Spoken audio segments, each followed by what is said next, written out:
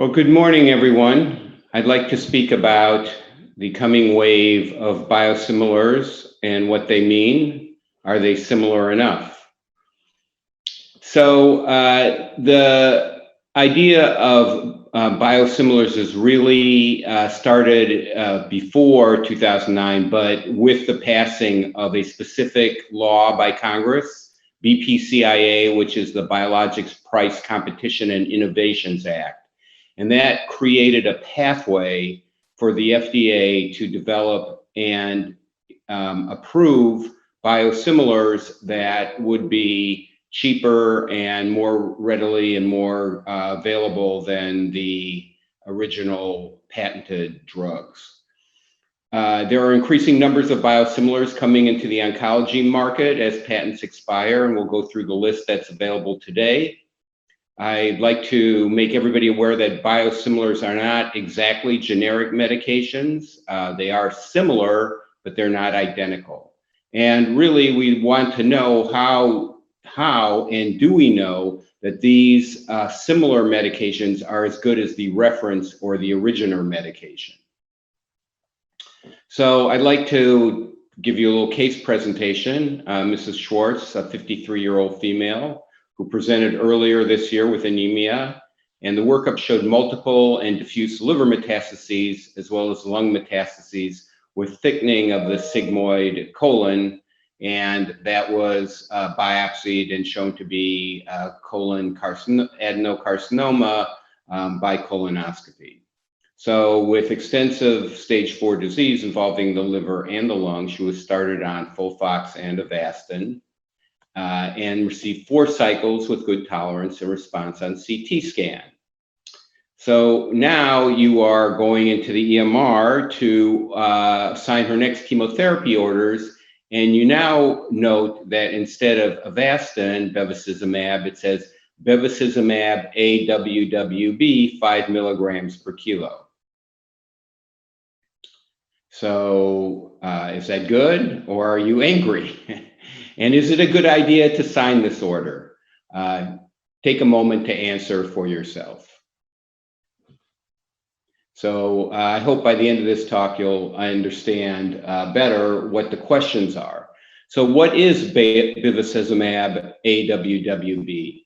A generic, a biosimilar antibody, a plot perpetrated by insurance, or Mvasi from Amgen, that is a biosimilar of bevacizumab? Take a minute to answer. And the answer is specifically D, Mvasi. And what is this an example? Biosimilarity, interchangeability, or substitution?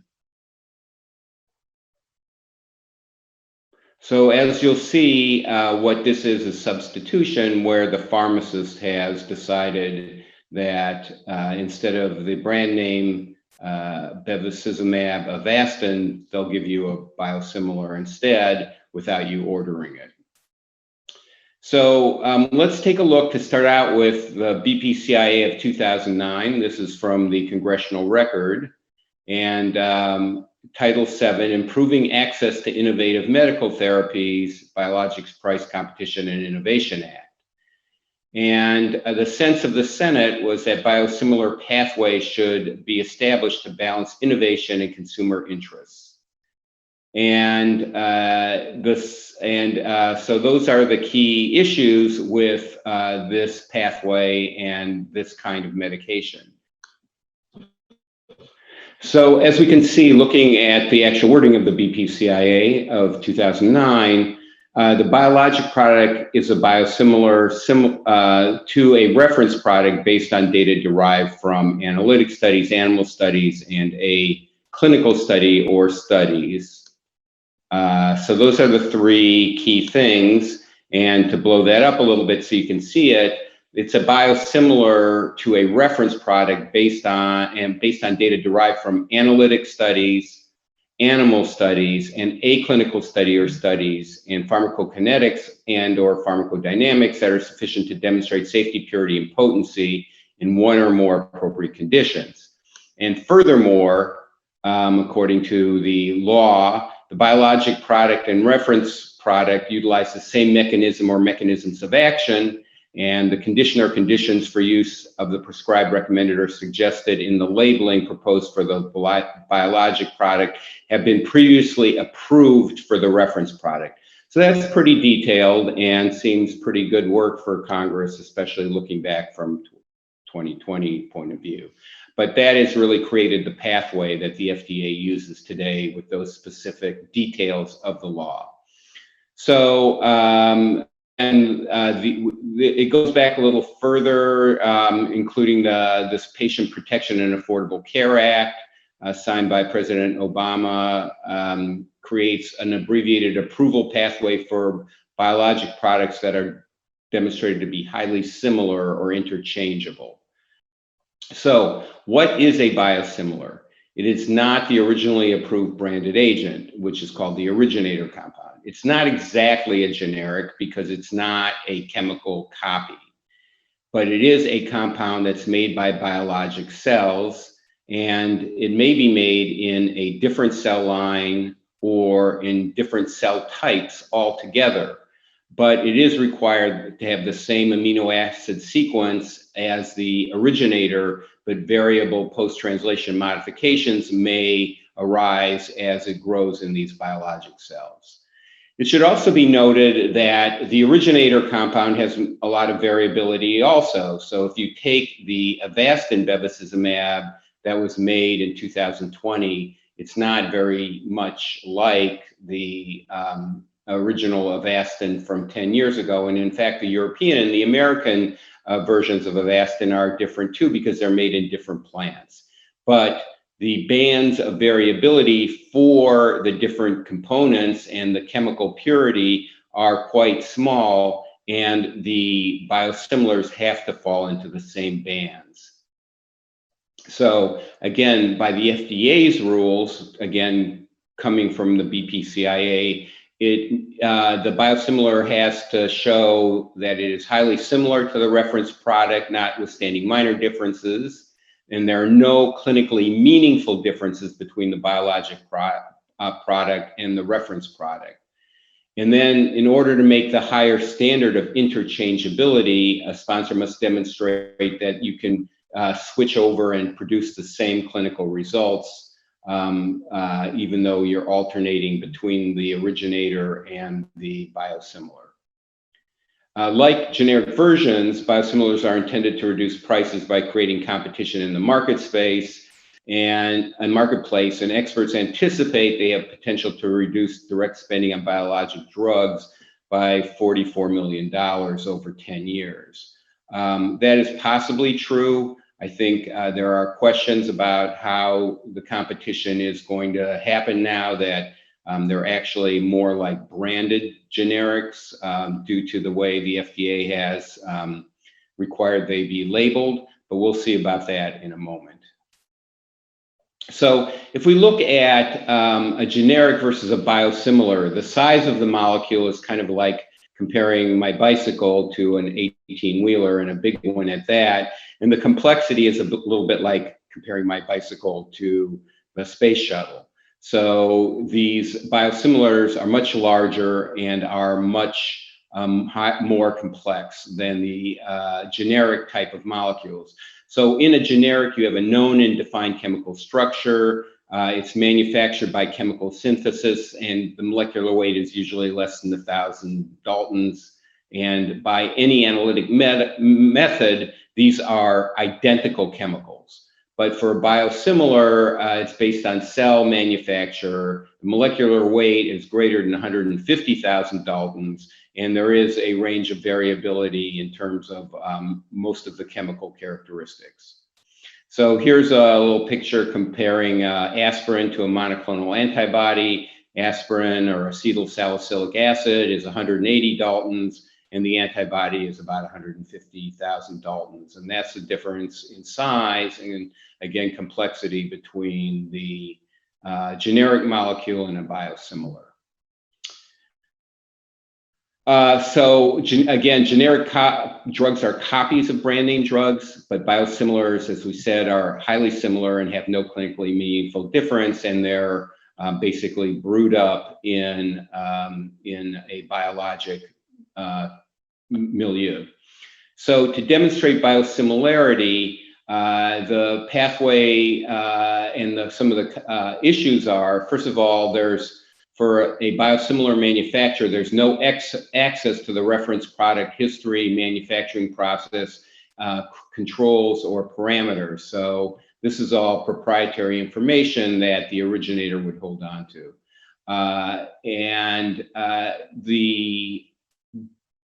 The originator molecule is a fully characterized reference product in terms of the structure, the higher order structure, so secondary and tertiary structure, receptor binding, stability, biologic function, and general properties. So these all have to be kind of duplicated by the biosimilar. All these have to be within a certain range, a band range. So you can see here their high and low tolerances, and then these parameters where you have a medium and then a variability, but they fall within the range of band. And then one would have to develop and identify a cell clone that meets the predefined margins, establish cell bank and manufacturing process, and then establish biosimilarity by these criteria that we have already discussed: analytic studies, non-clinical studies, comparative clinical pharmacology, pharmacokinetics and pharmacodynamics, and then clinical safety, efficacy, and immunogenicity in at least one clinical trial. So the biologic source of variability is basically because these are not manufactured or chemically synthesized, they are grown up in living cells. They are basically brewed, and glycosylation is variable in different cell lines and in different cells that may even be in the same cell line. So the glycosylation can lead to altered biological activity, altered PK, changes in antibody function, and most important is some of these things that can affect the antigen-dependent cytotoxicity and also immunogenicity. So you've got glycosylation, fucosylation, galactosylation, and so forth that can all have different biologic effects. So this is a picture of some of the processes that are used to make biologics. I was lucky enough to tour the Genentech plants. So this is kind of like a pilot plant where they first brew up 50-liter batches, and then they go to these larger 250 to 300-liter batches. And then these are the large Cefidex type columns that are used to purify the proteins. And in fact, it's not that different than brewing your favorite beer. Basically, it is an art and requires care and feeding of the cells. So the FDA approach to biosimilar approval looks like kind of an inverted pyramid compared to the originator development. In the originator, the analytic studies are kind of the smaller part, then the preclinical studies, then the clinical pharmacology, and finally, the clinical studies are the largest, most expensive, and most time-consuming. But for biosimilar development, it's been turned on its head. So a lot of time has to be spent on the analytic characterization of the structure and function, then preclinical activity showing that it binds to the target and actually can inhibit or whatever it does add to the target, and then clinical pharmacology, including PK/PD, and one clinical study in an approved situation. So extrapolation, that is necessary for biosimilar use and approval. So because of this inverted pyramid, there are very many fewer clinical studies, but the FDA would approve it based on the larger amount of in vitro and in vivo studies. And some of the scientific justification for evaluating are shown here. Is the mechanism going to be different?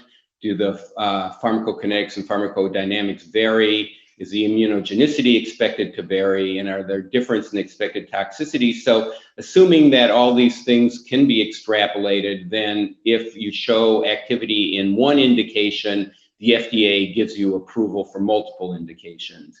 So the biosimilar only has to do one clinical study in one indication and then gets the approval for all indications despite one clinical trial.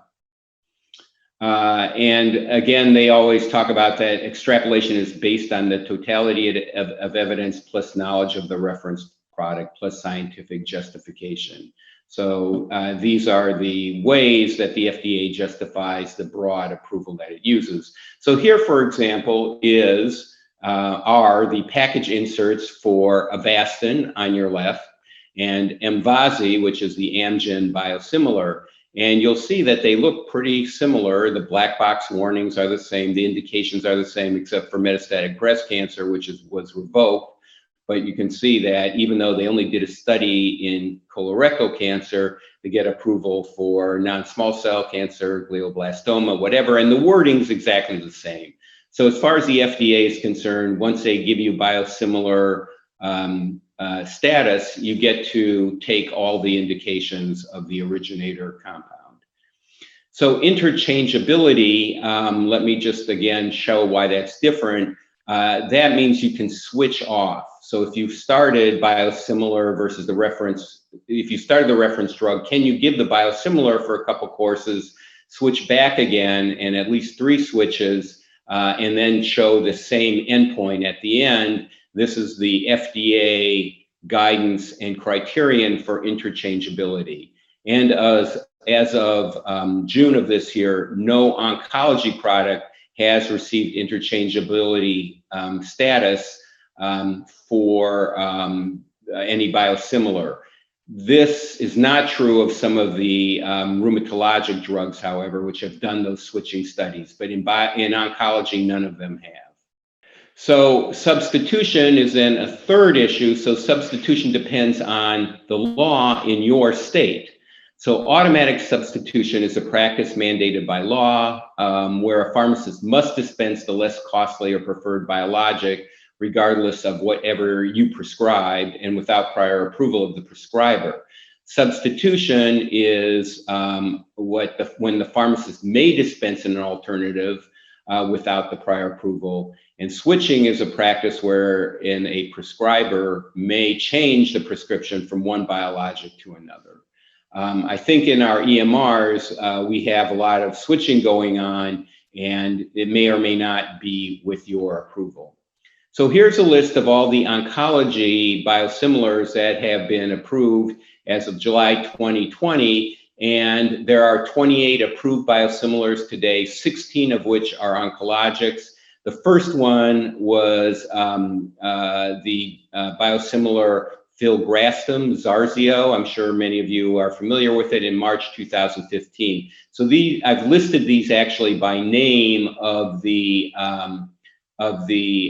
originator molecule by brand name. So you see a couple of Avastins, one Epogen, quite a few Herceptins, a couple Neupogens, and then the most recent ones have been these rituximabs. And the manufacturer here varies from some companies that you're very familiar with, Merck that's working with Samsung, Pfizer, Amgen, Sandoz, Novartis has a whole biosimilar division, and so does Amgen. But you will be able to tell which these are if you go and look it up based on this last 4 letters that are the suffix.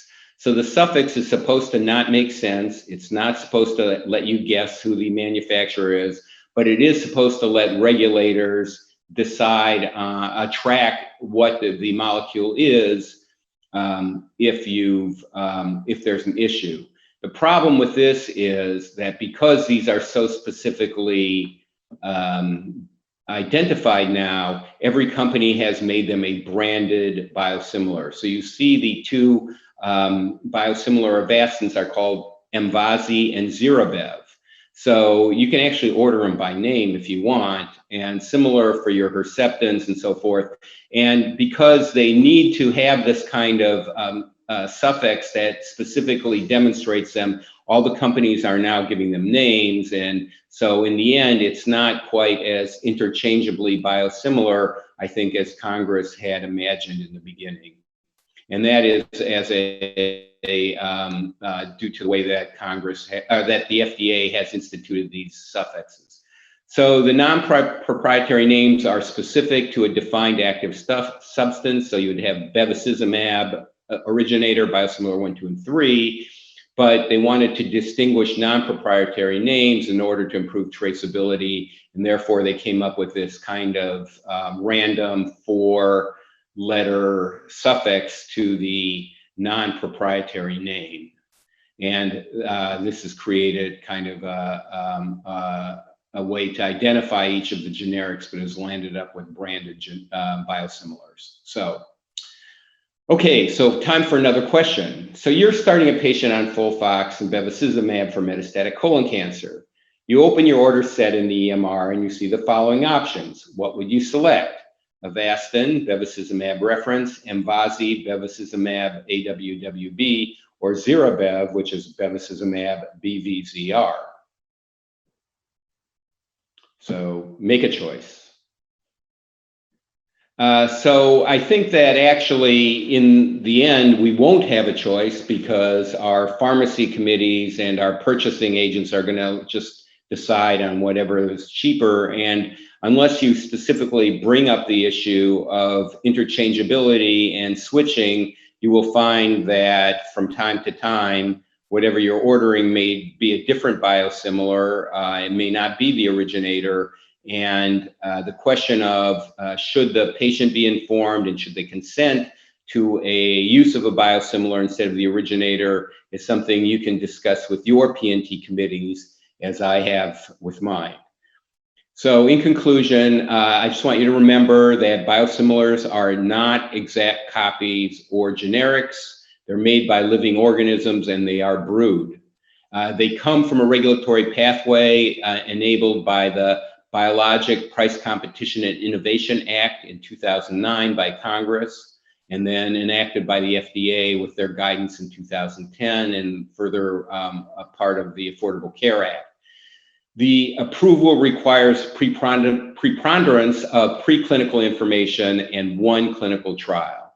So contrary to standard drug development, they only need to show that it works about the same in 1 clinical trial. The manufacturing should be such that there's equal tolerability bands for all the chemical and binding assays and all the assays that are done of the reference product and the biosimilar. There are numerous oncologic and growth factors now approved. Interchangeability is not approved for any oncologic biosimilar today, and it's based on more complicated trials that require switching back and forth.